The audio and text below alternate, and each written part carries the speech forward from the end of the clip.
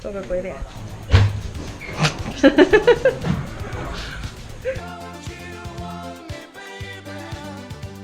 KO 对手。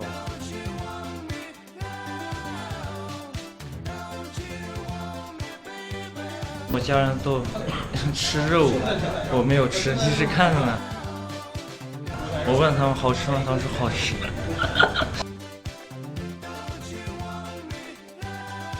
吃完体重就吃啊，要不要一起吃？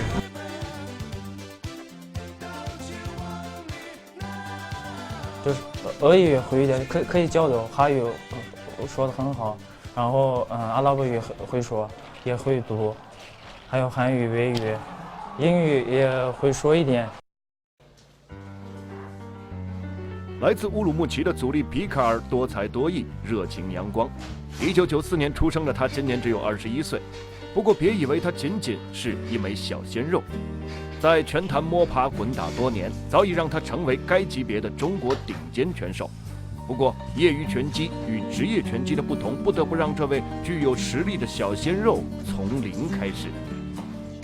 因为阻力是才进入职业，他还需要提高一些力量、技术，因为这是一个转换，从业余拳击转换职业，还需要学习，要不停的学习，慢慢的进入职业的一种状态。其实，在来之前的话，应该说我都不知道我对手是谁，我也不知道是他。在来的前3天训练的时候，师傅才跟我说，他说你的对手是他。然后感觉的话，他的战绩相对来说，他现在就是说国内的话，他是很好的了。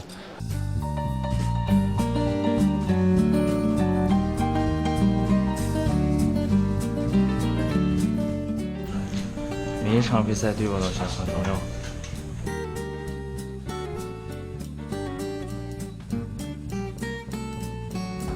因为还有这是我们民族就是特色莱斯，因为我想给大家看一下我们民族的就是民族风，看起来像一个剑，可是这不是剑。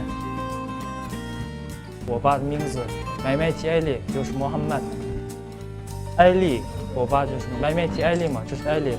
后面这是我名字祖利皮卡尔，然后这边就是我爷爷的名字卡德尔，就这样标志的。就是我的名字祖利皮卡尔，还有国旗。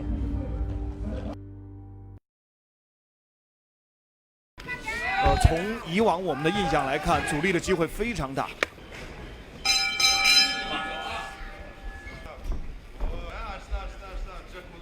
阻力是一个反架左手拳。这个对手的个子很高，臂展也达到1.90米，这一点上阻力呢比较吃亏，所以我们看今天干脆是压低重心，先从腹部找机会，漂亮漂亮。刚才这个看似要进内拳打前手直拳，突然是换了一个后手的摆拳，这个摆拳打得很突然。重心压低以后，漂亮漂亮漂亮，前直前手摆拳。不是击倒，不是击倒，这一个前手摆拳刚好落点在对方的这个脖子附近，把对方压倒在地。但是阻力在拳台上的这种优势地位还是很清晰的。打比赛前就是他们说我对手个子高，所以我比赛前我想过怎么去打这场比赛，因为他身高特别高，所以我先从肚子开始打，我这样想上了。因为来之前不是针对他训练，所以是针对也是他是左式，我针对的也是右式训练。信心拼一拼的话还是有的，但是可能的话就是说在这个会打得比较保守吧，有可能。阻力在瞄，前后手这边都有机会，前手在晃利用前手晃的过程当中带开对手的拳架，再找后手的机会。果然前手拳呢，其实这个打一个前手的平头的分量不是很大整个身体的重心力量都还是在后手拳上面。还是后手的单拳上攻，好的腹部勾拳，连续4拳。这个时候勾拳如果能够衔接，我们说打出立体来啊，都是很有机会的。时间要到了，阻力的前手拳已经打不动了，只能是憋单拳。现在这个时候的晃动呢，都是下意识的。时间到了，4个回合打完。现在再次掌声给带来精彩比赛的2位选手好吗？谢谢。因为今天准备活动也没有做好，就有点着急，所以感觉这比赛发挥的很不好。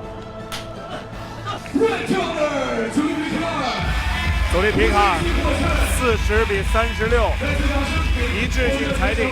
掌声也给坚持到底的我们的付出队，谢谢。阻力赢得了自己职业生涯比赛的又一场胜利，但是呢，在场上今天他没有能够把对手打倒，也暴露出来他个人自己的问题。进攻时机的选择，就是我一个回合到底打到什么时候我开始发动进攻，这对他来说呢，还没有能够很好的把握好啊。其实我想到这一次都该输了。他哎呀，是对。他全国就是那个第2来的，什么拿第2名。看我师兄最厉害，加油！你们都是他的亲友团啊，加油团。加油！下次一定赢。一定赢。遗憾吗？今天？哎，不算遗憾，因为碰见他，我意料之中会输的。跟他打也算是，就是说，本来还以为是在后面几场会碰见他，谁知道第1场碰见他了，也不算遗憾，也证明了我和他的实力确实相差，还要继续努力，知道自己的实力在这个地方，以后还得加倍努力，下次争起来打的话更好精彩一点，更好看一点，就这样。希望下一场比赛更把自己所有学到的东西在赛场上发挥出来 ，Q 对手。